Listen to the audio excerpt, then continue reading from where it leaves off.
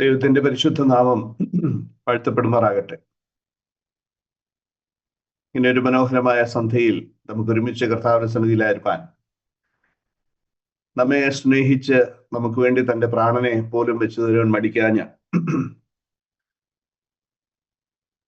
നമ്മെ തള്ളിക്കളയാതെ, കഴിഞ്ഞ ഒരു ദിവസം ഞാൻ ഒരു മെസ്സേജിൽ പറയുകയുണ്ടായി, മനുഷ്യർ തള്ളിയ കല്ലാണ് നമ്മുടെ കർത്താവ് യേശുക്രിസ്തു. അതായത് കർത്താവ് മനുഷ്യനെ സ്നേഹിപ്പാൻ ഭൂമിയിലേക്ക് വന്നപ്പോൾ താൻ സ്വന്തത്തിലേക്ക് വന്നു, സ്വന്തമായവരും അവനെ കൈക്കൊണ്ടില്ല. അവൻ ലോകത്തിലുണ്ടായിരുന്നു, ലോകം അവനെ അറിഞ്ഞില്ല. മനുഷ്യർ തള്ളിക്കളഞ്ഞ ഒരു കല്ല്. എന്നാൽ ഇന്ന് ഞാനും നിങ്ങളും ഇങ്ങനെ ദൈവസന്നിധിയിലായിരുന്ന് ഈ സന്തോഷം അനുഭവിക്കുവാനായിട്ടുള്ള കാരണം എന്താണെന്ന് ചോദിച്ചാൽ, നമ്മൾ കർത്താവിനെ തള്ളിക്കളഞ്ഞെങ്കിലും കർത്താവ് നമ്മെ തള്ളിക്കളഞ്ഞില്ല. കർത്താവ് നമ്മെ തള്ളിക്കളഞ്ഞിരുന്നുവെങ്കിൽ ഒരുപക്ഷെ ഒരു കാരണവശാലും ഇങ്ങനൊരു സന്തോഷം, ഇങ്ങനൊരു കൂട്ടായ്മ നമുക്ക് ഈ ഭൂമിയിൽ ഉണ്ടാകില്ലായിരുന്നു. എന്നാൽ എൻ്റെ കുറവുകളൊക്കെ അറിയാവുന്ന, എന്നെ അങ്ങനെ തന്നെ അറിയുന്ന എൻ്റെ കർത്താവ് എന്നെ തള്ളിക്കളയാതെ തൻ്റെ മാറോട് ചേർത്ത് പിടിച്ചത് കൊണ്ട് ഇന്ന് രാത്രിയിൽ നമുക്ക് ഒരുമിച്ച് കർത്താവിന്റെ സന്നിധിയിലായിരിക്കാനും ഈ നല്ല കർത്താവിനെ മഹത്വപ്പെടുത്തുവാനും ഇടയാകുന്നതിനെ ഓർത്ത് ഞാൻ ദൈവത്തെ സ്തുതിക്കുന്നു. അധികം സമയം ഇൻട്രൊഡക്ഷനായി ഒന്നും പറയാതെ ഒരു ചെറിയ ലഘുവായ ചിന്ത മാത്രം നമ്മുടെ ഹൃദയങ്ങളിലേക്ക് പകരുവാൻ തക്കവണ്ണം ഈ ഒരു കാലഘട്ടത്തിൽ നമുക്ക് ജീവിക്കേണ്ടതിന് ആവശ്യമായ ചെറിയൊരു ധ്യാന ചിന്ത മാത്രം തന്നുകൊണ്ട് എൻ്റെ വാക്കുകൾക്ക് വിരാമം കുറിക്കുവാനാണ് ഞാൻ താല്പര്യപ്പെടുന്നത്. അതിനാധാരമായിട്ട് ഫിലിപ്പി ലേഖനം 2-ാം അധ്യായം അതിൻ്റെ 1 മുതൽ 4 വരെയുള്ള വാക്യങ്ങൾ വായിക്കുന്നു. ഫിലിപ്പി ലേഖനം 2-ാം അധ്യായം അതിൻ്റെ 1 മുതൽ 4 വരെയുള്ള വാക്യങ്ങൾ. ക്രിസ്തുവിൽ വല്ല പ്രബോധനവും ഉണ്ടെങ്കിൽ, സ്നേഹത്തിന്റെ വല്ല ആശ്വാസവും ഉണ്ടെങ്കിൽ, ആത്മാവിന്റെ വല്ല കൂട്ടായ്മയും ഉണ്ടെങ്കിൽ, വല്ല ആർദ്രതയും മനസ്സലിവും ഉണ്ടെങ്കിൽ, നിങ്ങൾ ഏക മനസ്സുള്ളവരായി ഏക സ്നേഹം പൂണ്ട് ഐക്യമത്യപ്പെട്ട് ഏക ഭാവമുള്ളവരായി ഇങ്ങനെ എൻ്റെ സന്തോഷം പൂർണ്ണമാക്കുവിൻ. 3-ാം വാക്യം, ശാഠ്യത്താലോ ദുരഭിമാനത്താലോ ഒന്നും ചെയ്യാതെ താഴ്മയോടെ ഓരോരുത്തൻ മറ്റുള്ളവനെ തന്നെക്കാൾ ശ്രേഷ്ഠൻ എന്ന് എണ്ണിക്കൊള്ളുവിൻ. ഓരോരുത്തൻ സ്വന്തം ഗുണമല്ല, മറ്റുള്ളവന്റെ ഗുണവും കൂടെ നോക്കണം. ദൈവനാമത്തിന് മഹത്വം. അപ്പോസ്തലൻ പൗലോസ് വളരെ സ്നേഹിച്ച ഒരു സഭയായിരുന്നു ഫിലിപ്പിയ സഭ.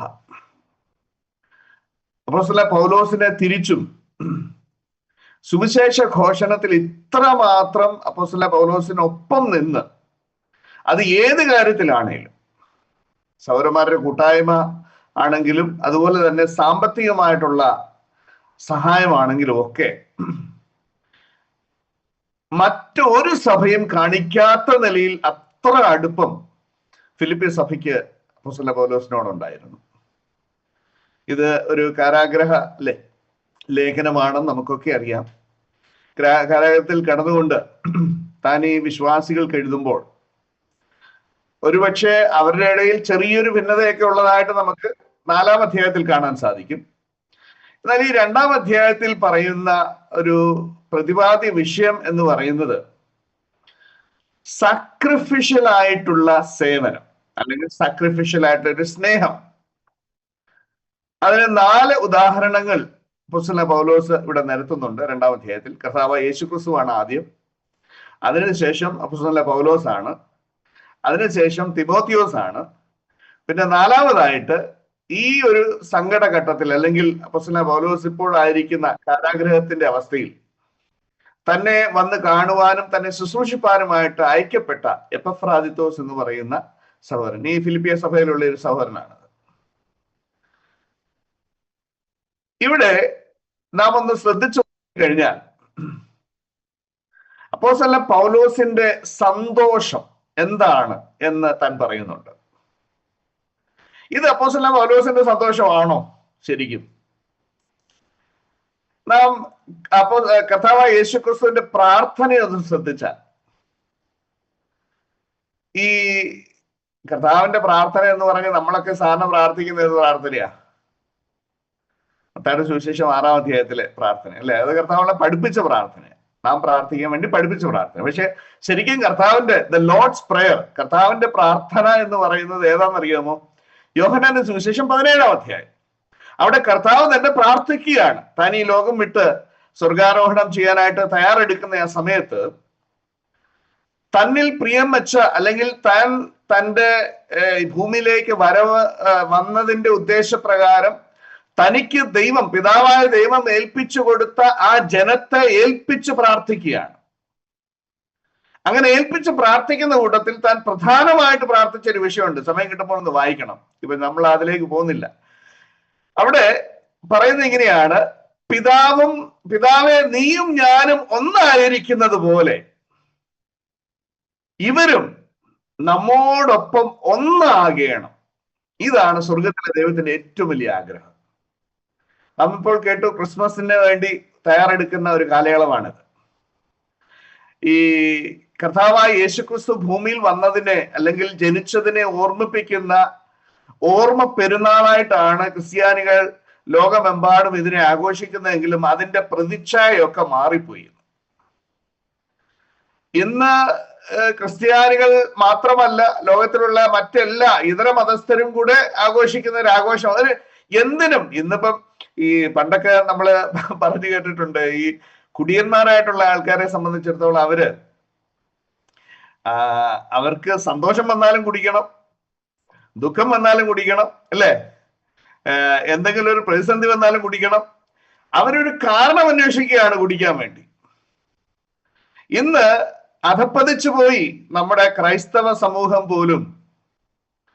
ഇന്ന് ഈ കർത്താവായ യേശുക്രിസ്തുവിന്റെ വരവിനെ കുറിച്ച് ഒരു സദ്വർത്തമാനമായിട്ട് ദൂതന്മാർ ഘോഷിച്ച ആ വിഷയം, എന്തിനാണ് കർത്താവ് ഭൂമിയിൽ വന്നത് എന്ന് പോലും തിരിച്ചറിയാൻ പറ്റാത്ത നിലയിലുള്ള മരവിപ്പ് ലോകത്തെമ്പാടും ക്രൈസ്തവ ജനതയ്ക്കും പിടിപെട്ടിരിക്കുന്നു എന്ന് കാണുവാനായിട്ട് സാധിക്കും. ഇന്നൊരു ആഘോഷമാക്കി ഇതിനെ തീർക്കുമ്പോൾ ഇതര മതസ്ഥർ ചെയ്യുന്ന, അല്ലെങ്കിൽ ഇതര എന്താ പറയുന്ന ജനങ്ങൾ ചെയ്തു പോരുന്ന ആചാരങ്ങൾക്ക് തുല്യമാക്കി ഇതിനെ മാറ്റി കേവലം സ്വയമായിട്ടുള്ള ശാരീരിക സുഖത്തിനും സന്തോഷത്തിനും വേണ്ടി ആഘോഷങ്ങളാക്കി മാറ്റിയതിനെ കുറിച്ചാണ് ഞാൻ പറഞ്ഞത്.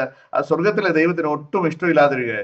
ഇത് അപ്പോസ്തല പൗലോസിന് സന്തോഷം കൊടുക്കുന്ന ഒരു കാര്യമല്ല, സ്വർഗത്തിലെ ദൈവത്തിന് സന്തോഷം കൊടുക്കുന്ന ഒരു കാര്യമല്ല. ഇന്ന് ഈ കാലഘട്ടത്തിൽ ലോകം എമ്പാടും ആഘോഷിക്കുന്ന ഈ ആഘോഷ രീതി. എന്നാൽ എൻ്റെ പ്രിയപ്പെട്ടവരെ, സ്വർഗത്തിന്റെ സന്തോഷം എന്താണ്? ആ സ്വർഗത്തിന്റെ സന്തോഷം നമ്മുടെ സന്തോഷമായി തീരുമ്പോഴാണ് യഥാർത്ഥമായിട്ടുള്ള സന്തോഷം നാം എല്ലാവരും അനുഭവിച്ചറിയാൻ പോകുന്നത്. ഇവിടെ അപ്പോസ്തലൻ പൗലോസ് പറയുന്നത്, ഇങ്ങനെ എന്റെ സന്തോഷം പൂർണ്ണമാക്കുവാൻ. എന്താണ് അപ്പോസ്തലൻ പൗലോസിന്റെ സന്തോഷം? നിങ്ങൾ ഏക സ്വഭാവമുള്ളവരായി, ഏക സ്നേഹം പൂണ്ട്, ഐക്യമത്യപ്പെട്ട് ഒന്നായി നിൽക്കുമ്പോൾ. അങ്ങനെ ഒന്നായി നിൽക്കണമെങ്കിൽ എന്താണ് കാരണം? ഇവിടെ അപ്പോസ്തലൻ പൗലോസ് ചില കാര്യങ്ങളൊക്കെ പറയുന്നുണ്ട്, അതെല്ലാം എക്സ്പ്ലെയിൻ ചെയ്യാനുള്ള സമയം ഇല്ലാത്തതുകൊണ്ട് ഞാൻ അതിലേക്ക് പോകുന്നില്ല. എന്നാൽ താൻ പറഞ്ഞു വരുമ്പോൾ അതിന്റെ കൂട്ടത്തിൽ പറയുന്ന ഒരു കാര്യമാണ്, വല്ല ആർദ്രതയും, ആത്മാവിന്റെ വല്ല കൂട്ടായ്മയും വല്ല ആർദ്രതയും മനസ്സലിവും ഉണ്ടെങ്കിൽ നിങ്ങൾ എന്ത് ചെയ്യണം? ഏക മനസ്സുള്ളവരാകണം. ഇത് ഏക മനസ്സുള്ളവരാകാൻ പറ്റുന്ന എങ്ങനെയാണ്? പരമപ്രധാനമായിട്ട് ഒരപ്പന് പിറക്കണം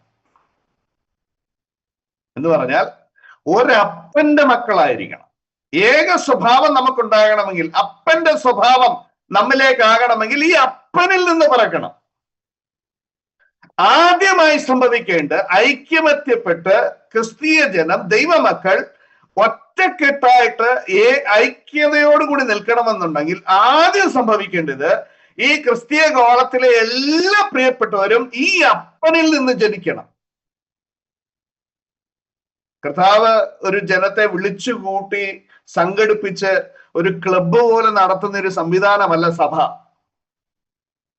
സഭയിലെ അംഗങ്ങൾ എന്ന് പറയുന്നത് കർത്താവായ യേശുക്രിസ്തുവിന്റെ രക്തത്താൽ വീണ്ടെടുക്കപ്പെട്ട് പിതാവിൽ നിന്ന് ജനിച്ചവരാ. യോഹന്നാന്റെ സുവിശേഷം 1:12-13 നാം വായിച്ചു കഴിഞ്ഞാൽ നമുക്കത് വ്യക്തമായിട്ട് അവിടെ മനസ്സിലാകും.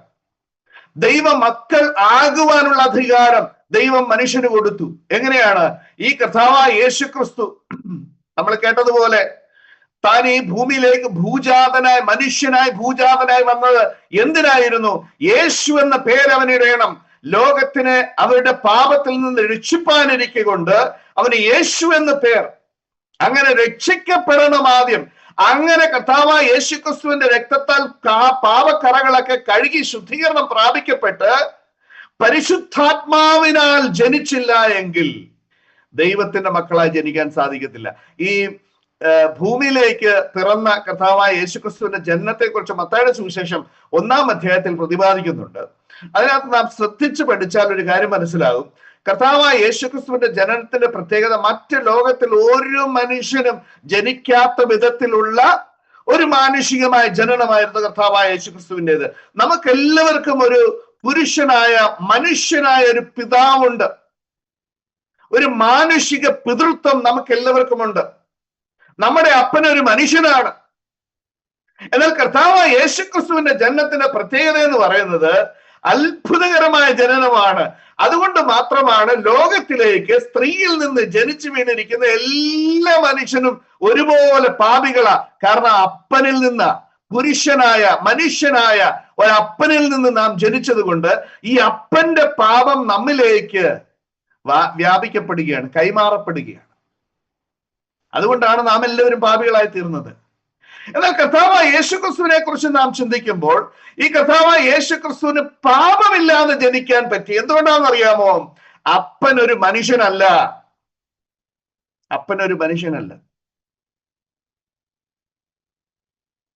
യോസഫിന് വിവാഹ നിശ്ചയം ചെയ്തിരുന്നതാണ് മറിയ. പക്ഷെ അവര് വിവാഹബന്ധത്തിൽ വരുന്നതിന് മുമ്പെയാണ് ഗർഭിണിയാകുന്നത്. എന്തുകൊണ്ടാണെന്നറിയാമോ? പരിശുദ്ധാത്മാവിനാൽ ഉരുവാകപ്പെട്ടു. നിക്കോദിമോസിനോട് കർത്താവ് പറഞ്ഞു, പുതുതായി ജനിച്ചില്ല എങ്കിൽ നിക്കോദിമോസേ, നീ എന്നല്ല ഈ ലോകത്തിൽ ഒരു മനുഷ്യനും സ്വർഗരാജ്യം കാണാൻ പോലും പറ്റില്ല. പിന്നെ താൻ പറയുകയാണ്, ആത്മാവിനാലും വെള്ളത്തിനാലും ആത്മാവിനാലും ജനിച്ചില്ല എങ്കിൽ സ്വർഗരാജ്യത്തിൽ കടപ്പാൻ സാധിക്കില്ല. ഈ വെള്ളത്തിനാലും എന്നവിടെ പറഞ്ഞിരിക്കുന്നത് പലരും വിചാരിക്കുന്നത് സ്നാനം എന്നാണ്. പക്ഷെ സ്നാനത്തെക്കുറിച്ചല്ല അവിടെ വെള്ളം എന്ന് ഉപയോഗിച്ചിരിക്കുന്നത്, ദൈവവചനത്തെയാണ്. ഒരു വ്യക്തി വീണ്ടും ജനിക്കുവാനായിട്ട് നമുക്ക് മാതാപിതാക്കൾ ഉള്ളതുപോലെ 2 ഘടകങ്ങളാണ് സ്വർഗത്തിലെ ദൈവം മനുഷ്യന് വേണ്ടി വെച്ചിരിക്കുന്നത്. മനുഷ്യനെ നമ്മളെല്ലാവരും ഒരു അപ്പന്റെ അല്ലെങ്കിൽ മാനുഷികമായ ഒരു അപ്പന്റെ മക്കളായി ജനിച്ചത് കൊണ്ട് പാപികളായി ജനിച്ചുപോയി. അതുകൊണ്ട് നമ്മളെല്ലാവരും പാപികളാണ്. പക്ഷെ ഇതിനൊരു പരിഹാരം സ്വർഗത്തിലെ ദൈവം കൊണ്ടുവന്ന് എങ്ങനെയാണെന്ന് അറിയാമോ? ഒരു ജനനത്തിലൂടെ.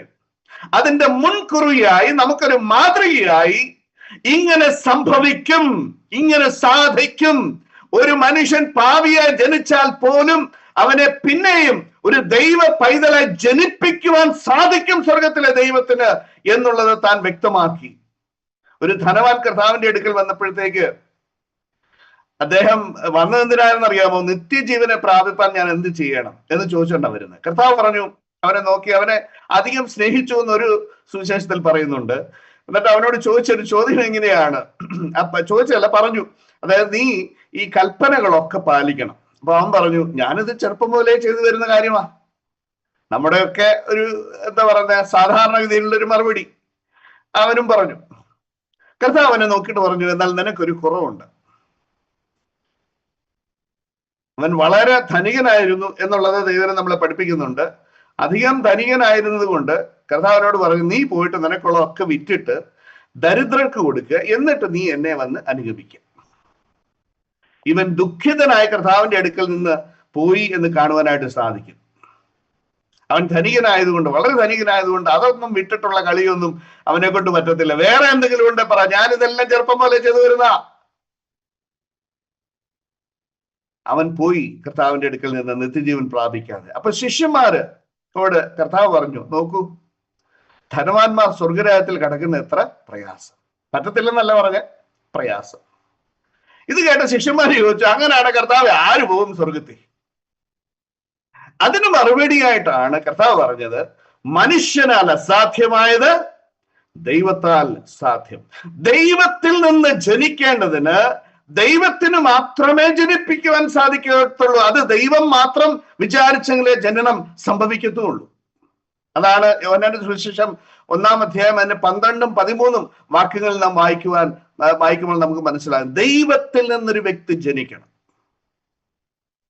ഈ കർത്താവിന് പിതാവ് ഏൽപ്പിച്ചു കൊടുത്ത ഈ ജനം,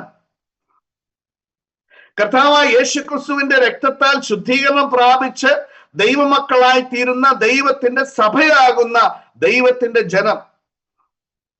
ഈ ജനത്തിന്റെ പ്രത്യേകതയാണ് അപ്പന്റെ സ്വഭാവം കാണിക്കണം. ഈ അപ്പന്റെ സ്വഭാവം എനിക്ക് കാണിക്കാൻ സാധിക്കുന്നില്ലെങ്കിൽ ഞാൻ ശരിക്കും ജനിച്ചയാളാണോ എന്നൊന്ന് പരിശോധിക്കേണ്ടിയിരിക്കുന്നു. ഈയിടെയായിട്ട് നമുക്കറിയാം, മാധ്യമങ്ങളിലൊക്കെ, വലിയ പ്രധാനപ്പെട്ട മാധ്യമങ്ങളിലൊന്നും ഇല്ലെങ്കിൽ പോലും ചെറിയ പറഞ്ഞ പോലെ യൂട്യൂബർമാരുടെയൊക്കെ മാധ്യമങ്ങളിൽ ഒരു പുള്ളി പ്രത്യക്ഷപ്പെടുന്നുണ്ട്. എനിക്ക് പുള്ളിയുടെ പേര് മുരളി എന്ന് മറ്റോ ആണെന്ന് തോന്നുന്നു.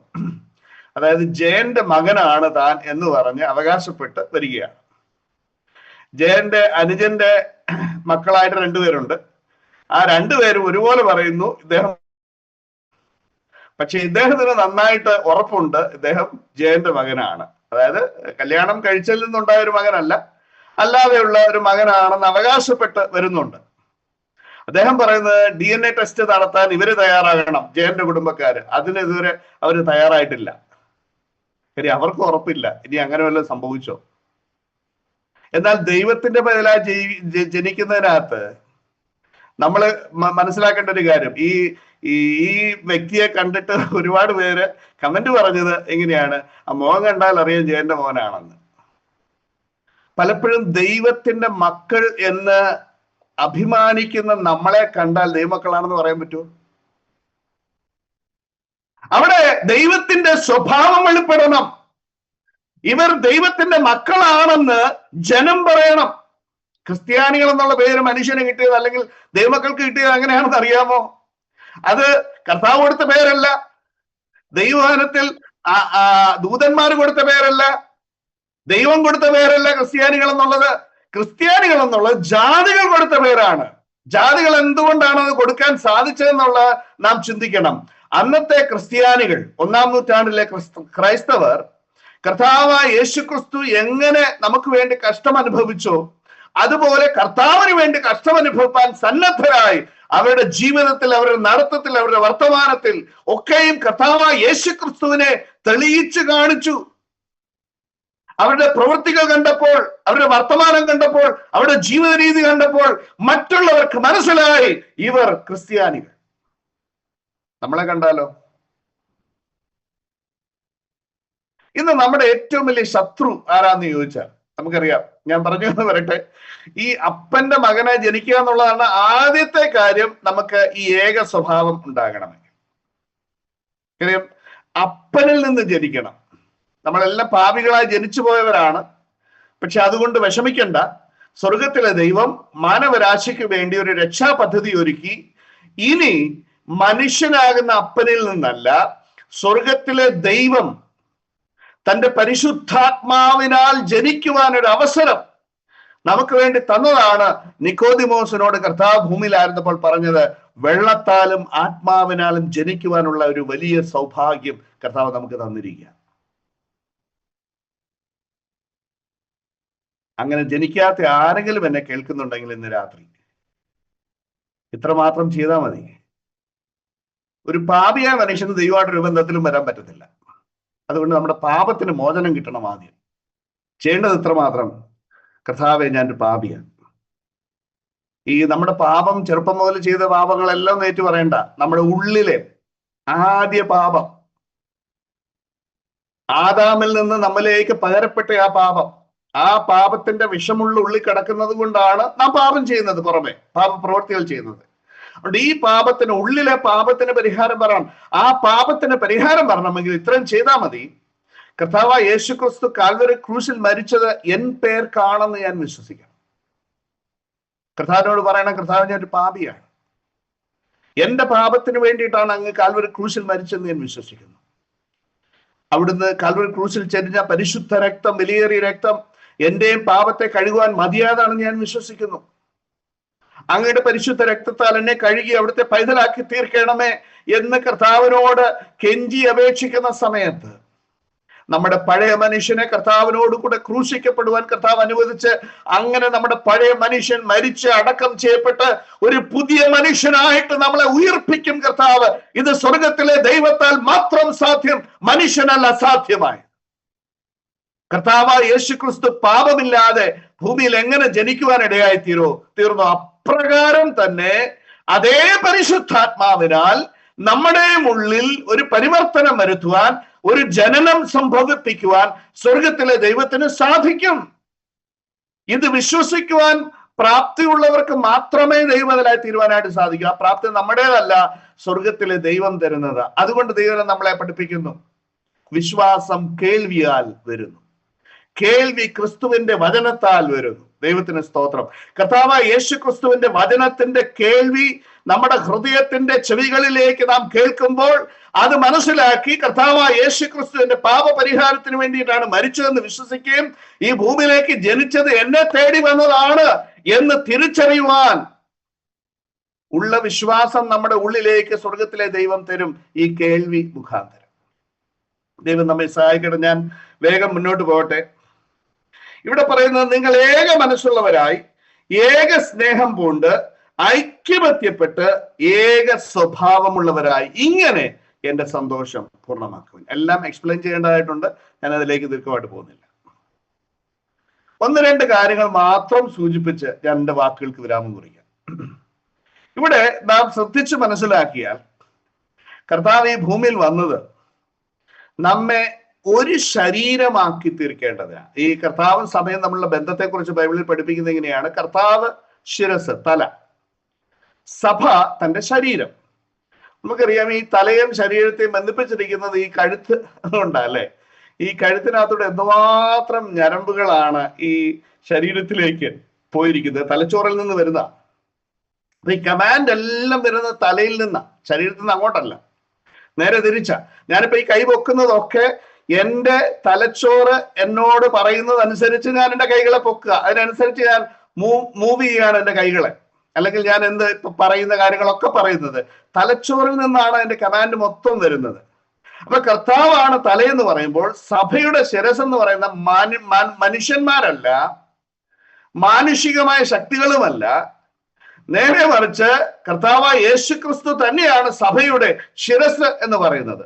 അത് കൊലോസ്യ ലേഖനവും എഫേസ്യ ലേഖനവും നാം പഠിച്ചു കഴിഞ്ഞാൽ നമുക്കത് വ്യക്തമായിട്ട് അവിടെ നിന്ന് മനസ്സിലാകും. ഇങ്ങനെ വളരെ അടുത്തൊരു ബന്ധമാണ് കർത്താവും സഭയും തമ്മിലുള്ളത്. അപ്പൊ ഇത് ഏക ശരീരമാണ് എന്നാ പറഞ്ഞിരിക്കുന്നത്. ഇത് എങ്ങനെയാണെന്ന് അറിയുമ്പോൾ ഏക ശരീരമാക്കിയത് നമുക്കൊരു വാക്യം വായിക്കാം. 1 കൊരിന്ത്യർ അതിന്റെ 12-ാം അധ്യായം 13-ാം വാക്യത്തിൽ നാം ഇങ്ങനെ വായിക്കുന്നുണ്ട്. 1 കൊരിന്ത്യർ 12-ാം അധ്യായം അതിന്റെ 13-ാം വാക്യത്തിൽ നാം ഇങ്ങനെ വായിക്കുന്നു, യഹൂദന്മാരോ യവനന്മാരോ ദാസന്മാരോ സ്വതന്ത്രരോ നാം എല്ലാവരും ഏക ശരീരം ആകുമാറ് ഒരേ ആത്മാവിനാൽ സ്നാനമേറ്റു. നാം എല്ലാവരും ഏക ശരീരമാകുമാറ് ഒരേ ആത്മാവിനാൽ സ്നാനമേറ്റു. ഈ സ്നാനം ഏതാണെന്നറിയാമോ? ഈ സ്നാനം അറിയണമെങ്കിൽ അപ്പോസ്തല പ്രവൃത്തികൾ 1-ാം അധ്യായം വായിക്കണം. അപ്പോസ്തല പ്രവൃത്തികൾ 1-ാം അധ്യായത്തിന്റെ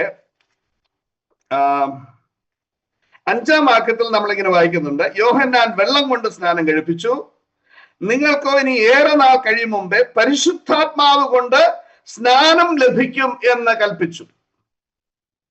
യോഹന്നാൻ വെള്ളം കൊണ്ട് സ്നാനം കഴിപ്പിച്ചെങ്കിൽ നിങ്ങൾക്കിനി ഏറെ നാൾ കഴിയും മുമ്പേ പരിശുദ്ധാത്മാവിനാൽ സ്നാനം കഴിപ്പിക്കും. ഈ സ്നാപകൻ ആരാന്നറിയാമോ? യോഹന്നാൻ അല്ല. ഈ സ്നാപകനെ കുറിച്ച് യോഹന്നാൻ സാക്ഷ്യം പറഞ്ഞു, ഞാനോ നിങ്ങളെ വെള്ളം കൊണ്ട് സ്നാനം കഴിപ്പിക്കുന്നു, എന്നാൽ എന്റെ പിന്നാലെ വരുന്നവൻ നിങ്ങളെ പരിശുദ്ധാത്മാവ് കൊണ്ട് സ്നാനം കഴിപ്പിക്കും. അപ്പൊ സ്നാപകൻ ആരാണ്? പരിശുദ്ധാത്മ സ്നാനത്തിന്റെ സ്നാപകൻ എന്ന് പറയുന്നത് കർത്താവായ യേശുക്രിസ്തുവാണ്. അപ്പോസ്തല പ്രവൃത്തി 2-ാം അധ്യായത്തിന്റെ 47-ന്റെ അവസാന ഭാഗം നമ്മൾ വായിക്കുമ്പോൾ കർത്താവ് രക്ഷിക്കപ്പെടുന്നവരെ ദിനം പ്രതി സഭയോട് ചേർത്തുകൊണ്ടിരുന്നു എന്ന് പറയുന്നു. ഈ സ്നാനം നമ്മൾ പ്രത്യേകം ഏൽക്കേണ്ട ഒരു സ്നാനമല്ല. ഇതിന് വെള്ളത്തിന്റെ ആവശ്യമില്ല. ഇത് നാം പ്രത്യേകം കാത്തിരുന്ന് പ്രാപിക്കേണ്ട ഒരു കാര്യവുമില്ല. ഇത് കർത്താവായ യേശുക്രിസ്തുവിനെ സ്വന്തം രക്ഷിതാവും കർത്താവുമായി സ്വീകരിക്കുന്ന അതേ സമയത്ത് രക്ഷിക്കപ്പെടുന്നവരെ സഭയോട് ചേർക്കുന്ന പ്രക്രിയക്ക് പറയുന്ന പേരാണ് സ്നാനം, പരിശുദ്ധാത്മ സ്നാനം. അപ്പോൾ കർത്താവായ യേശുക്രിസ്തു ആണ് ഒരു വ്യക്തിയെ സഭയോട് ചേർക്കുന്നത്. ഇത് പെന്തക്കോസ്ത് നാളിൽ ആദ്യമായിട്ട് സംഭവിച്ചു. പരിശുദ്ധാത്മാവ് ആദ്യമായിട്ട് നമ്മുടെ ഇടയിൽ സ്ഥിരമായി ഇരിക്കേണ്ടതിന് അയക്കപ്പെടുമ്പോൾ അവിടെ കൂടിയിരുന്ന അപ്പോസ്തലന്മാരുടെ പേരില് നമുക്കറിയാം പരിശുദ്ധാത്മാവ് വരുന്നതായിട്ട് നമുക്ക് കാണുവാനായിട്ട് സാധിക്കുന്നുണ്ട്. ഇത് വെള്ളത്താലുള്ള സ്നാനമല്ല, ഇത് പരിശുദ്ധാത്മ സ്നാനമാണ്. ഇത് നാം ചോദിച്ചു മേടിക്കേണ്ട ഒരു സ്നാനമല്ല, പറഞ്ഞ് ചെയ്യിക്കപ്പെടേണ്ട ഒരു സ്നാനവുമല്ല. രക്ഷിക്കപ്പെടുമ്പോൾ സ്വാഭാവികമായിട്ട് ഓട്ടോമാറ്റിക്കായിട്ട് കർത്താവ് നമ്മുടെ ജീവിതത്തിൽ ചെയ്യുന്ന ഒരു പ്രത്യേക ശുശ്രൂഷയാണ്. ഇതെന്തിനാണെന്നറിയാമോ? നമ്മൾ ആരായിക്കോട്ടെ, യഹൂദനായിക്കോട്ടെ, യവനനായിക്കൊള്ളട്ടെ, ദാസനായിക്കോട്ടെ, സ്വതന്ത്രനായിക്കോട്ടെ, നാം ആരായിരുന്നാലും ഒരു വ്യക്തി രക്ഷിക്കപ്പെടുമ്പോൾ ആ വ്യക്തിയെ കർത്താവിന്റെ ശരീരത്തോട് ചേർത്ത് ഒട്ടിപ്പിക്കുന്ന ഒരു പ്രക്രിയയാണ് പരിശുദ്ധാത്മ സ്നാനം. ഇത് സംഭവിക്കാതെ ഒരു വ്യക്തി പോലും കർത്താവിന്റെ സഭയെ കാണത്തില്ല. അതിന് ഈ ലോകത്തിലെ ഏത് അച്ഛൻ സഭയിൽ ചേർത്താലും, ഏത് സുവിശേഷൻ സഭയിൽ ചേർത്താലും, ഏത് പ്രസംഗൻ സഭയിൽ ചേർത്താലും ഈ കർത്താവിന്റെ ശരീരമാകുന്ന സഭയിലെ അംഗമല്ല എങ്കിൽ സ്വർഗരാജ്യം കാണുവാൻ സാധ്യമല്ല. ഇത് ദൈവത്തിൽ നിന്ന് ജനിക്കണം. അങ്ങനെ ജനിക്കുമ്പോൾ കിട്ടുന്ന ഒരു പ്രത്യേകതയാണ് പരിശുദ്ധാത്മ സ്നാനം. അങ്ങനെ ദൈവത്തിലെ ജനിക്കുന്ന അതേ മാത്രയിൽ, രക്ഷിക്കപ്പെടുന്ന അതേ മാത്രയിൽ സ്വർഗത്തിലെ ദൈവം തന്റെ പുത്രനിലൂടെ ചെയ്യുന്ന ഒരു ശുശ്രൂഷയാണ് പരിശുദ്ധാത്മ സ്നാനം. അങ്ങനെ നാം കർത്താവിന്റെ ശരീരത്തോട് ചേർക്കപ്പെടുന്നു. ചേർക്കുന്നത് ആരാ? മനുഷ്യനല്ല കേട്ടോ. സ്വർഗത്തിലെ ദൈവത്തിന്റെ പുത്രനായ കർത്താവായ യേശുക്രിസ്തു തന്റെ ചങ്കിലെ ചോര കൊടുത്ത് വിലയ്ക്ക് വാങ്ങുകയാണ് നമ്മെ ഓരോരുത്തരെയും. അതുകൊണ്ട് കർത്താവിന് തന്നെയാണ് അതിന്റെ അധികാരം സഭയോട് ചേർക്കുവാൻ. തല കർത്താവാണ്. ഈ തലയുടെ ശരീരത്തിൽ അംഗങ്ങളെ ആരൊക്കെ ആയിരിക്കണമെന്നുള്ള ചിന്തിക്കേണ്ടതും തീരുമാനിക്കേണ്ടതും കർത്താവായ യേശുക്രിസ്തുവാണ്. താനാണ് ഈ വില കൊടുത്തത്, തന്റെ ജീവനെ പോലും തന്ന് വില കൊടുത്തത്. അതുകൊണ്ട് തനിക്കാണ് അതിനുള്ള അധികാരം എന്ന് കാണുവാനായിട്ട് സാധിക്കും. ഇനി എൻ്റെ യഥാർത്ഥമായിട്ടുള്ള ആശയത്തിലേക്ക് ഞാൻ കടന്നു വരട്ടെ. നമുക്ക് ഈ ഐക്യത ഉണ്ടാകേണ്ടത് വളരെ അത്യാവശ്യമാണ്. പക്ഷെ നമുക്ക് ആർക്കും അറിയാത്തൊരു കാര്യം എന്താണെന്നറിയോ? എങ്ങനെ ഈ ഐക്യത കൊണ്ടുവരും? നമുക്കറിയാം, ഇന്ത്യ മഹാരാജ്യം പണ്ട് ബ്രിട്ടീഷുകാരും അതുപോലെ തന്നെ പോർച്ചുഗീസുകാരൊക്കെ പിടിച്ചടക്കാനുള്ള ഒരു കാര്യം എന്തായിരുന്നു എന്ന് നമുക്കറിയാം. എന്തായിരുന്നു? ഈ നാട്ടുരാജാക്കന്മാരെ തമ്മിലടിപ്പിച്ചു. അത് അവരുടെ ഒരു തന്ത്രം. അങ്ങനെ തമ്മിലടിപ്പിച്ച് കഴിയുമ്പോഴത്തേക്ക് ഇവർക്ക് നിഷ്പ്രയാസം നമ്മളെ കീഴ്പ്പെടുത്തി നമ്മളെ അടിമകളാക്കുവാനായിട്ട് സാധിക്കും. ഇത് പണ്ട് രാജാക്കന്മാർ ഉപയോഗിച്ചുകൊണ്ടിരുന്ന ഒരു തന്ത്രമാണ്. ഇന്ന് ലോകത്തിൽ പിശാച് സഭകളിൽ ഏറ്റവും കൂടുതൽ പ്രയോഗിച്ചുകൊണ്ടിരിക്കുന്ന തന്ത്രവും മറ്റൊന്നുമല്ല, നമ്മെ തമ്മിലടിപ്പിക്കുക. ഇത് സഭയിൽ മാത്രമല്ല, ഇന്ന് ഭവനങ്ങളിൽ, ദൈവമക്കളെന്ന് പേർപ്പെട്ടിരിക്കുന്ന നമ്മുടെയൊക്കെ ഭവനങ്ങളിൽ എന്തുമാത്രം ഭിന്നതയും ദേഷ്യവും പിണക്കവും ഈർഷ്യയും. പേരെന്തുവാ? ദൈവവേദന. സ്വഭാവമോ?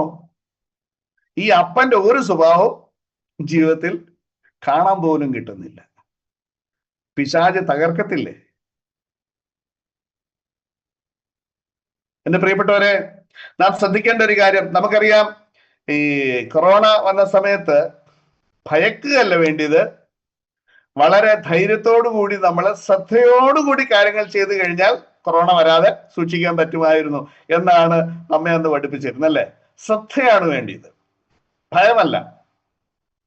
നമ്മളെ അറ്റാക്ക് ചെയ്യുന്ന ശത്രുവിനെ പേടിക്കുകയല്ല നാം ചെയ്യേണ്ടത്. നാം ശ്രദ്ധിച്ച് കാര്യങ്ങൾ ചെയ്തു കഴിഞ്ഞാൽ ശത്രുവിനെ നിഷ്പ്രയാസം തോൽപ്പിക്കാൻ പറ്റും. നാം ശ്രദ്ധിക്കേണ്ട കാര്യങ്ങൾ എന്താണ്? ഈ ഐക്യതയിൽ ഏക സ്വഭാവമുള്ളവരായി, ഏകഭാവമുള്ളവരായി നാം ജീവിക്കേണ്ടതിന് പ്രധാനമായിട്ട് അപ്പോസ്തലനായ പൗലോസ് ഒന്ന് രണ്ട് കാര്യങ്ങൾ ഇവിടെ നമ്മളോട് അറിയിക്കുന്നുണ്ട്. അത് ഒന്ന് ഓടിച്ചു പറഞ്ഞിട്ട് എന്റെ വാക്കുകൾക്ക് ഞാൻ വിരാമം കുറിക്കാം. 3-ാം വാക്യം നമ്മൾ ഇങ്ങനെ വായിക്കുന്നു, അതായത് ഫിലിപ്പി ലേഖനം 2-ാം അധ്യായം 3-ാം വാക്യം. ശാഠ്യത്താലോ ദുരഭിമാനത്താലോ ഒന്നും ചെയ്യാതെ, ഈ ശാഠ്യവും ദുരഭിമാനവും നമുക്കുണ്ടോ? ഇത് നമുക്കുണ്ടോ? ഇതേ ഉള്ളല്ലേ? നമുക്കൊക്കെ എന്തുമാത്രം കടുംപിടുത്തം അല്ലേ?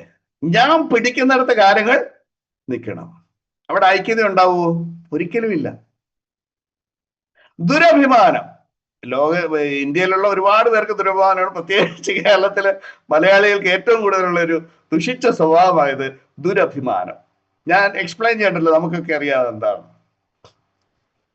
എന്റെ പ്രിയപ്പെട്ടവരെ, ശാഠ്യത്താലും ദുരഭിമാനത്താലും നാം എന്ത് ചെയ്താലും ഐക്യത ഉണ്ടാകത്തില്ല, അവിടെ ഭിന്നതയെ ഉണ്ടാകും. അതുകൊണ്ട് ആദ്യം നാം ചെയ്യേണ്ടത് നമ്മുടെ ഈ ശാഠ്യവും ദുരഭിമാനവും ഒന്ന് മാറ്റിവെക്കണം. പറയുകയാണ്, ശാഠ്യത്താലോ ദുരഭിമാനത്താലോ ഒന്നും ചെയ്യാതെ. ചെയ്യേണ്ടത് എന്താണ്?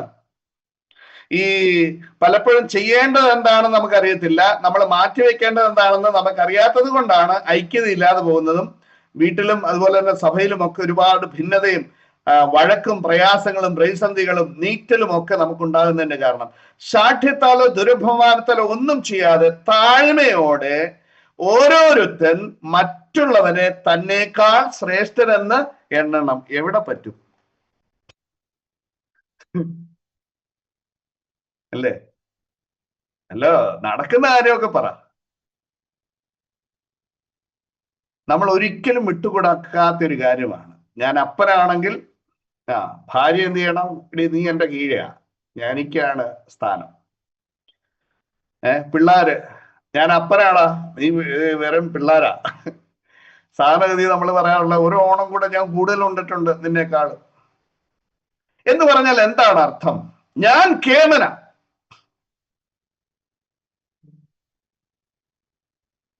പിശാചിനെ പിശാചാക്കി മാറ്റിയത്, സാത്താനാക്കി മാറ്റിയത് ഈ ചിന്തയാണ്.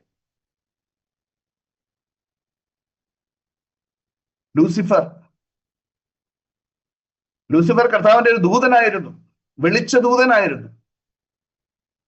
എന്നാൽ കർത്താവിന്റെ സിംഹാസനത്തിലേക്ക് ഞാൻ ഉയരണം, ഞാൻ എന്നുള്ള ഭാവം എന്നിലേക്ക് എപ്പം വരുന്നോ അവിടെ തകർച്ചയാണ്. എന്റെ പ്രിയപ്പെട്ടവർ, നമ്മുടെ മുമ്പിൽ എത്രയോ വ്യക്തമായിട്ടുള്ള ഉദാഹരണങ്ങൾ കിടക്കുന്നു.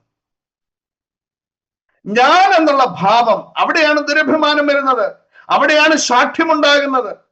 ഞാൻ എന്നുള്ള ഭാവം, ഇതിനാദ്യം നീക്കം വരണം. മറ്റുള്ളവനെ എന്നേക്കാൾ ശ്രേഷ്ഠൻ എന്നെണ്ണുവാനായിട്ട് എനിക്ക് സാധിക്കണം.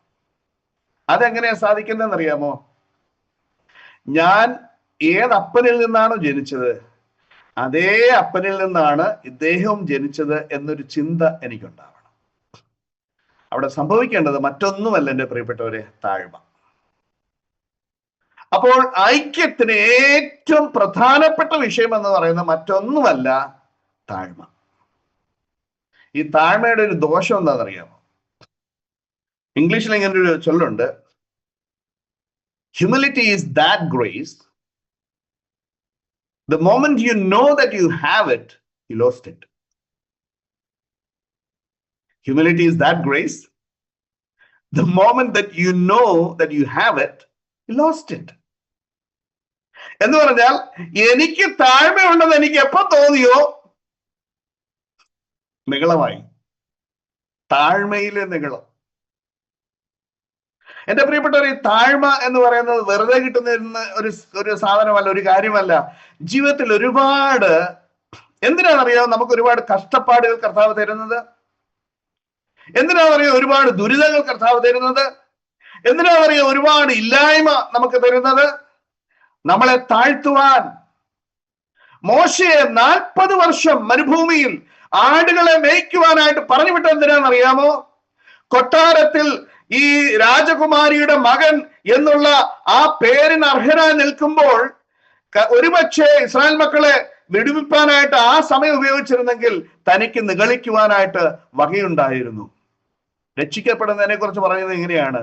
കൃപയാലല്ലോ നിങ്ങൾ വിശ്വാസം മൂലം രക്ഷിക്കപ്പെട്ടിരിക്കുന്ന, അതിന് നിങ്ങൾ കാരണമല്ല.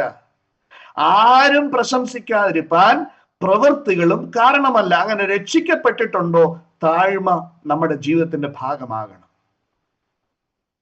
ഈ 2-ാം അധ്യായം നമ്മളെ അത് പഠിപ്പിക്കുന്നുണ്ട്.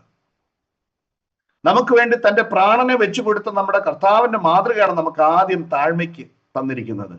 തന്നെത്താൻ ഒഴിച്ച്, മോശ തന്നെത്താൻ ഒഴിച്ച് ഒന്നുമില്ലാത്ത അവസ്ഥയിലേക്ക് വന്നു. ആ ഒന്നുമില്ലാത്ത അവസ്ഥ, ഞാൻ ഒന്നുമില്ല എന്ന് എവിടെ പറഞ്ഞോ അവിടെ കർത്താവ് മോശയെ ഉപയോഗിച്ചു. അത്രയും പോയിന്റിലേക്ക് കൊണ്ടുവരേണ്ടതിന് 40 വർഷമാണ് എൻ്റെ പ്രിയപ്പെട്ടവരെ എടുത്തത്. 40 വർഷം, 1-2 അല്ല, 40 വർഷം. നമ്മുടെയൊക്കെ ജീവിതത്തിൽ താഴ്മ വരുന്നത് ഒറ്റ ദിവസം കൊണ്ട് സംഭവിക്കുന്ന ഒരു കാര്യമല്ല. നമ്മളെ എന്തുമാത്രം തല്ലിയാലൊക്കും, നമ്മളെ എന്തുമാത്രം രോഗത്തിലാക്കിയാലൊക്കും, നമ്മളെ എന്തുമാത്രം കടക്കണിയിലാക്കിയാലൊക്കും, നമ്മളെ എന്തുമാത്രം നമ്മുടെ പദവിയിൽ നിന്നൊക്കെ നമ്മെ താഴ്ത്തിയാലൊക്കും, നമുക്ക് ഈ താഴ്മ നമ്മുടെ ജീവിതത്തിലേക്ക് പകർന്നു കിട്ടേണ്ടതിന്, എൻ്റെ പ്രിയപ്പെട്ടവരെ, ഐക്യത്തിന് ഏറ്റവും പരമപ്രധാനമായിട്ടുള്ളത് ഞാനും നിങ്ങളും മറ്റുള്ളവരെ ശ്രേഷ്ഠൻ എന്നെണ്ണണം. അങ്ങനെ എണ്ണണമെങ്കിൽ ഞാൻ താഴണം. നമുക്കറിയാം, കർത്താവായ യേശുക്രിസ്തുവിന്റെ വരവ് ഭൂമിയിലേക്ക് വന്ന സമയത്ത്, താൻ വരുന്നതിന് മുമ്പേ യോഹന്നാൻ സ്നാപകൻ, നമ്മൾ അദ്ദേഹത്തെ കുറിച്ച് പഠിക്കുന്ന എങ്ങനെയാണ്, ഇത്രയും താഴ്മയുള്ള ഒരു മനുഷ്യൻ, സ്വന്തം പേര് പോലും പറയുവാനായിട്ട് താല്പര്യം കാണിക്കാതെ തന്നെ താൻ താഴ്ത്തി. ഞാൻ ഒരു കാര്യം കൂടെ പറഞ്ഞിട്ട് ഞാൻ എൻ്റെ വാക്കുകൾ ഉപസംഹരിക്കാം. നമുക്ക് അടുത്ത വാക്യം കൂടെ വായിക്കാം. 4-ാമത്തെ വാക്യം. ഓരോരുത്തൻ സ്വന്തം ഗുണമല്ല മറ്റുള്ളവന്റെ ഗുണവും കൂടെ നോക്കണം. ഞാൻ ഇന്നിവിടെ അവസാനിപ്പിക്കുന്നെങ്കിലും ഇതേ ആശയമുള്ള വേറൊരു വാക്യമുണ്ട്.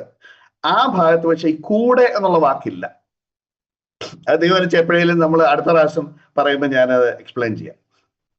ഇവിടെ നാം കാണുന്നത് ഓരോരുത്തൻ സ്വന്തം ഗുണമല്ല മറ്റുള്ളവന്റെ ഗുണം കൂടെ നോക്കണം. നമുക്കറിയാം, ഇന്ന് ഏറ്റവും കൂടുതൽ വഴക്കുകൾ നടക്കുന്നത് വസ്തുവിനെ ചൊല്ലിയാണ്. നമ്മുടെയൊക്കെ ഭവനങ്ങളിൽ ഒരു ചെറിയ വിട്ടുവീഴ്ച മനോഭാവം നാം കാണിച്ചാൽ എത്രയോ വർഷങ്ങളോളം നീണ്ടു നിൽക്കുന്ന പിണക്കം, വൈരാഗ്യം, വാശി ഒക്കെ നമുക്ക് ഒരു നിമിഷം കൊണ്ട് ഇല്ലാതാക്കാൻ പറ്റുമെന്നറിയാം. ഓരോരുത്തൻ സ്വന്തം ഗുണമല്ല മറ്റുള്ളവന്റെ. ഞാൻ ചോദിച്ചോട്ടെ, 1 സെന്റോ 2 സെന്റോ എൻ്റെ ചേട്ടനോ അനിയനോ വേണ്ടി വിട്ടുകൊടുക്കുന്നത് കൊണ്ട്, അല്ലെങ്കിൽ കാതലായ ഒരു സ്ഥലം അനിയൻ വേണമെന്ന് പറയുന്നു, ഞാൻ അതങ്ങ് വിട്ടുകൊടുക്കുന്നു, അതുകൊണ്ട് എനിക്ക് എന്തെങ്കിലും നഷ്ടം ഉണ്ടാകുമോ? ഇതെല്ലാം കൂടെ നമ്മൾ കൊണ്ടുപോകാൻ പോകുന്നുണ്ടോ എവിടെയും? ഒരിക്കലുമില്ല എൻ്റെ പ്രിയപ്പെട്ടവരെ. ഒന്നുമില്ലാത്തവരായ നാം ഭൂമിയിലേക്ക് വന്നത്. എന്തിനാണ് ഒരു ജീവിത ആയുസ് മുഴുവൻ, എത്രയോ ജനങ്ങൾ, എത്രയോ പ്രിയപ്പെട്ടവർ ഒരായുസ് മുഴുവൻ ചേട്ടനും അനിയനും ഭാര്യയും നാത്തൂനും അമ്മായിയമ്മയും അമ്മായിപ്പനും ഒക്കെ ആയിട്ട് പിണങ്ങി ജീവിതം ഇത്രമാത്രം നീറി നീറി നീറി ജീവിച്ച് ജീവിതം അവസാനിപ്പിക്കുന്നു? എന്തുകൊണ്ടാണെന്നറിയാമോ? ശാഠ്യം, ദുരഭിമാനം. ഇത് രണ്ടും വിട്ടിട്ട് താഴ്മ ധരിച്ച് എന്റെ സഹോദരനാണല്ലോ, എന്റെ അപ്പനാണല്ലോ, എന്റെ അമ്മയാണല്ലോ, എന്റെ നാത്തൂനാണല്ലോ, എന്റെ സഹോദരിയും സഹോദരമാണല്ലോ, എന്റെ മക്കളാണല്ലോ എന്ന് ചിന്തിക്കുവാൻ സാധിച്ചാൽ എൻ്റെ പ്രിയപ്പെട്ടവരെ, നമുക്ക് ഐക്യത ഉണ്ടാകും, സ്വർഗത്തിലെ ദൈവത്തിന് സന്തോഷമുണ്ടാകും. ഈ നമ്മൾ വിചാരിക്കുന്ന താഴ്ന്നു കൊടുത്തു കഴിഞ്ഞാൽ ഭയങ്കര നഷ്ടം ഉണ്ടാവുമെന്ന, ഒരിക്കലുമല്ല. താഴ്ന്നു കൊടുക്കുന്നത് പോലെയുള്ള ഗുണം ഈ ലോകത്തിൽ വേറെ എങ്ങും, വേറെ ഒന്നിൽ നിന്നും കിട്ടത്തില്ല. ഞാൻ ഒറ്റ വാക്കുകൊണ്ട് അത് പറഞ്ഞ് എൻ്റെ വാക്കുകൾക്ക് ഞാൻ വിരാമം കുറിക്കാം. നമ്മളിവിടെ കാണുന്നുണ്ട് കർത്താവായ യേശുക്രിസ്തുവിനെ കുറിച്ച്. അതിന്റെ അടുത്ത ഭാഗം നമ്മൾ വായിക്കുന്നത് ഇങ്ങനെയാണ്: ക്രിസ്തുവേശുള്ള ഭാവം തന്നെ നിങ്ങളിലും ഉണ്ടായിരിക്കട്ടെ.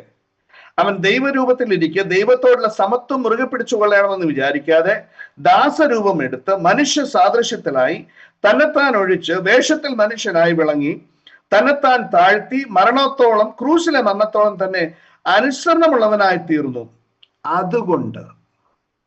അതുകൊണ്ട് ഇന്ന് ഈ കേൾക്കുന്ന ദൈവവചനം നിങ്ങൾ അനുസരിച്ചാൽ, കർത്താവ് എൻ്റെ ജീവിതത്തിൽ ഇല്ലാത്ത ഒരു ഗുണമാണ് താഴ്മ. ആ ഗുണം എന്നിലേക്ക് അവിടുന്ന് പകരണമേ. അവിടുത്തെ ആ ഗുണം, അങ്ങ് എന്തുമാത്രം താഴ്ന്നു എന്നെ പ്രതി. ഒരു ഗുണവും ഇല്ലാതെ ഇരുന്ന, എന്നെ കൊണ്ട് ഒരു പ്രയോജനം എൻ്റെ കർത്താവിന് ഇല്ലാതെ ഇരുന്ന സമയത്താണല്ലോ കർത്താവെ എന്നെ സ്നേഹിച്ച് അവിടുന്ന് എനിക്ക് വേണ്ടി താഴ്ന്നത്. എൻ്റെ താഴ്ചയിൽ എന്നെ ഓർത്തപ്പോൾ സ്വർഗമഹിമകളൊക്കെ മെടിഞ്ഞ് എനിക്ക് വേണ്ടി താഴ്ന്ന എൻ്റെ കർത്താവെ, അവിടുത്തെ പൈതലെന്ന് അഭിമാനിക്കുമ്പോൾ എനിക്ക് ആ ഒരു ഹൃദയം, ആ ഒരു സ്വഭാവം എന്നിലേക്ക് ഇന്ന് അവിടുന്ന് പകരണമേ. അതിന് ഞാൻ എന്തൊക്കെ സാക്രിഫൈസ് ചെയ്യണമോ അതിന് ഇതാ ഞാൻ തയ്യാറായി വരുന്നു. ഇന്ന് രാത്രി വർഷങ്ങളായി എൻ്റെ സഹോദരങ്ങളോട് പിണങ്ങിയിരിക്കുന്ന ഒരു അവസ്ഥയ്ക്ക് എനിക്കൊരു മാറ്റം വരുത്തണം കർത്താവെ. ഞങ്ങളുടെ ജീവിതത്തിൽ ഒരു ഐക്യത വരണം കർത്താവെ. ഞങ്ങൾക്ക് സമാധാനം കിട്ടണം കർത്താവെ. ഞങ്ങളുടെ ഈ സന്തോഷമില്ലായ്മയ്ക്ക് ഒരു മാറ്റം, ഒരു അറുതി വരണം കർത്താവെ. എന്നെ അങ്ങനെ ഒന്ന് സഹായിക്കണമേ കർത്താവെ എന്നൊന്ന് കർത്താവിനോടൊന്ന് പ്രാർത്ഥിച്ചു നോക്കിക്കേ ഇന്ന് രാത്രി. ഇത്രയും നാൾ നാം അനുഭവിച്ച ഈ നീറ്റൽ, ഇത്രയും നാൾ അനുഭവിച്ച ഈ വിഷമം, കയ്പ്, ഇതൊക്കെ ഒറ്റ നിമിഷം കൊണ്ട് ഇല്ലാതെയായി തീരും നാം നമ്മെ തന്നെ താഴ്ത്തിയാൽ. ഇവിടെ നാം വായിക്കുന്നത് എങ്ങനെയാണ്? തന്നെത്താൻ താഴ്ത്തി മരണത്തോളം, ക്രൂശിലെ മരണത്തോളം അനുസരണമുള്ളവനായി തീർന്നത് കൊണ്ട്, അതുകൊണ്ട് ദൈവവും അവനെ ഏറ്റവും ഉയർത്തി സകല നാമങ്ങളെക്കാളും മേലായ നാമം നൽകി. എൻ്റെ പ്രിയപ്പെട്ടവരെ, ഇന്ന് രാത്രി ഒരുപക്ഷെ മനുഷ്യന്റെ മുമ്പിൽ നമുക്ക് താണു കൊടുക്കാൻ പറ്റിയാൽ, നമ്മെ ഉയർത്താൻ പോകുന്ന മനുഷ്യനല്ല, സ്വർഗത്തിലെ ദൈവം നമ്മെ കരം പിടിച്ചുയർത്തും. മാത്രമല്ല, അതിൻ്റെ ഗുണം എനിക്കൊരാൾക്ക് മാത്രമല്ല ലഭിക്കാൻ പോകുന്നത്, ഒരുപാട് പേർക്ക്. എൻ്റെ സ്വന്തം ഗുണം ഞാൻ അന്വേഷിച്ചു പോയാൽ എനിക്ക് ഒരു ഗുണം ഉണ്ടാകത്തില്ല. എന്നാൽ എൻ്റെ സ്വന്തം ഗുണമല്ല, മറ്റുള്ളവന്റെ ഗുണം കൂടെ ഞാൻ അന്വേഷിക്കുമ്പോൾ, ഞാൻ നോക്കുമ്പോൾ എൻ്റെ ജീവിതത്തിൽ സംഭവിക്കാൻ പോകുന്നത്, എനിക്ക് കർത്താവ് ഉയർച്ച നൽകും. മാത്രമല്ല, എന്നോടൊപ്പം ഒരുപാട് പേരെ കർത്താവ് അനുഗ്രഹിക്കും. 5 അപ്പവും 2 മീനും ഉണ്ടായിരുന്ന ആ ബാലൻ, അവന്റെ സ്വന്തം ഗുണം അവൻ അന്വേഷിച്ചിരുന്നെങ്കിൽ എൻ്റെ പ്രിയപ്പെട്ടവർ എന്തായി തീരുമായിരുന്നല്ലേ? പുരുഷാരത്തെ കണ്ട് മനസ്സലിഞ്ഞ കർത്താവ്, നിങ്ങളുടെ കയ്യിൽ എന്തുണ്ട്? ആ ബാലൻ ഇതാ ഓടി വരുന്നു, കർത്താവെ എൻ്റെ കയ്യിൽ ഇതേ ഉള്ളൂ, ആകപ്പാട് ഇതേ ഉള്ളൂ. ഇതാ അവന്റെ സ്വന്തം ഗുണം അന്വേഷിച്ചെങ്കിൽ അത് അവന് വേണ്ടി അവൻ ഒളിപ്പിച്ചു വെച്ചേനെ. അത് നമ്മളൊക്കെ ഒളിപ്പിച്ചു വെക്കുന്നവരാ. എന്നാൽ കർത്താവിന് വേണ്ടി നമുക്കുള്ള അല്പം നമ്മെ തന്നെ താഴ്ത്തി മറ്റുള്ളവന്റെ ഗുണം കൂടെ നാം അന്വേഷിച്ചാൽ, നമ്മുടെ സുവിശേഷകന്മാര് 3-4 പേരുണ്ട് കർണാടകയിൽ പ്രവർത്തിക്കുന്ന, നമുക്ക് അറിയാവുന്നവര്. അവർക്ക് വേണ്ടി നമുക്ക് എന്ത് ചെയ്യാൻ സാധിക്കുന്നു? എൻ്റെ പ്രിയപ്പെട്ടവരെ, നാം എന്തുമാത്രം ചെലവുകൾ നമുക്ക് വേണ്ടി, സ്വന്തം ആവശ്യത്തിന് വേണ്ടി നാം ചെലവഴിക്കുന്നു. അതിന്റെ ഒരു അംശം ഈ പാവപ്പെട്ടവർ കൊടുത്താലുണ്ടല്ലോ, ദൈവനാം മഹത്വപ്പെടും, ആ പ്രവർത്തനം അനുഗ്രഹിക്കപ്പെടും, ആ ദേശം അനുഗ്രഹിക്കപ്പെടും, അനേകർ കർത്താവിനെ കണ്ടുമുട്ടുവാനായിട്ട് ഇടയായിത്തീരും. ഇന്ന് മനസ്സ് വെച്ച് എന്റെ സ്വന്തം ഗുണമല്ല, മറ്റുള്ളവന്റെ ഗുണം കൂടെ നാം ഒന്ന് നോക്കുവാൻ ശ്രമിച്ചാൽ, അതിന് താഴ്മയുണ്ടാവണം. കർത്താവിനെ പോലെ താഴണം. കർത്താവ് താഴ്ന്നത് കൊണ്ട് നമുക്ക് എല്ലാവർക്കും ഗുണമായല്ലേ? 5 അപ്പവും 2 മീനും കൊണ്ടുവന്ന ഈ ബാലൻ, അവൻ സ്വന്തം ഗുണം നോക്കാതെ മറ്റുള്ളവന്റെ ഗുണം അന്വേഷിച്ചപ്പോൾ, എൻ്റെ പ്രിയപ്പെട്ടവരെ, 5000 പുരുഷന്മാർ മാത്രം തിന്ന് തൃപ്തരായി. ദൈവത്തിന് സ്തോത്രം. നമ്മുടെ ശാഠ്യവും അഭിമാനം നിമിത്തം നമുക്ക് പോലും ഗുണമില്ലാത്ത ഒരു ജീവിതമാണ് നമ്മൾ നയിച്ചുകൊണ്ടിരിക്കുന്നത്. എന്നാൽ എല്ലാവർക്കും പ്രയോജനപ്പെടുന്ന രീതിയിൽ എൻ്റെ ജീവിതത്തിൽ ഞാൻ എന്നെ തന്നെ താഴ്ത്തുമ്പോൾ, എന്നെ കരം പിടിച്ചുയർത്തുവാൻ ശക്തനായ ഒരു ദൈവം സ്വർഗത്തിലുണ്ട് എന്നുള്ള വിശ്വാസത്തോടു കൂടി മറ്റുള്ളവന്റെ ഗുണം കൂടെ അന്വേഷിച്ച് ജീവിക്കുമ്പോൾ, എൻ്റെ പ്രിയപ്പെട്ടവരുടെ, നമ്മുടെ ഉള്ളിൽ, നമ്മുടെ ഇടയിൽ നമുക്ക് ഐക്യതയുണ്ടാകും. നാം എല്ലാവരും എങ്ങനെ ചിന്തിക്കാൻ തുടങ്ങിയാൽ, നമുക്ക് എല്ലാവർക്കും ഒരേ സ്വഭാവമായാൽ, അത് ആ സ്നേഹത്തിൽ ഏക സ്നേഹം പൂണ്ടവരായി നാം ഈ കാര്യത്തിൽ മുന്നോട്ട് വന്നാൽ, സ്വർഗത്തിലെ ദൈവത്തിന്റെ നാമം മഹത്വപ്പെടും എന്നുള്ളതിന് യാതൊരു സംശയമില്ല. നമുക്കറിയാം, ഈ നമ്മുടെ ഇന്ത്യ മഹാരാജ്യത്ത് തന്നെ ചില തീവ്രവാദികൾ, അവരും സമ്പത്തുകളൊക്കെ സ്വരൂപിക്കുന്നുണ്ട് നശിപ്പിക്കുവാൻ വേണ്ടി. എന്നാൽ സ്വർഗത്തിലെ ദൈവം നമുക്ക് കൃപ നൽകുമാറാകട്ടെ. നമുക്കുള്ളത് കൊണ്ടൊക്കെ നമ്മുടെ ദൈവത്തിന്റെ നാമത്തിന് മഹത്വം വരുന്ന രീതിയിൽ മറ്റുള്ളവന്റെ ഗുണം കൂടെ അന്വേഷിപ്പാൻ ഇന്നത്തെ വചന കേൾവി നമുക്ക് മുഖാന്തരമാക്കി തീർക്കട്ടെ. ശാഠ്യത്താലോ ദുരഭിമാനത്താലോ ഒന്നും ചെയ്യാതെ നമ്മുടെ ജീവിതത്തിൽ കർത്താവ് പ്രാർത്ഥിച്ചതുപോലെ നാം എല്ലാവരും ഒന്നായിരിക്കണമെന്ന് കർത്താവിന്റെ ആഗ്രഹം. അപ്പോസ്തലനായ പൗലോസിന്റെ ഹൃദയത്തിന്റെ ആഗ്രഹം, എന്റെ സന്തോഷം നിങ്ങൾ ഇങ്ങനെ പൂർണ്ണമാക്കുവിൻ, ഏക മനസ്സുള്ളവരായിരിക്കും. ഓരോരുത്തൻ മറ്റുള്ളവനെ തന്നേക്കാൾ ശ്രേഷ്ഠൻ എന്നെണ്ണുവിൻ. സ്വന്തം ഗുണമല്ല, മറ്റുള്ളവന്റെ ഗുണം കൂടെ അന്വേഷിപ്പിൻ. സ്വർഗത്തിലെ ദൈവം ഈ വചനത്താൽ നമ്മെ എല്ലാവരെയും ഒരുപോലെ അനുഗ്രഹിക്കുമാറാകട്ടെ.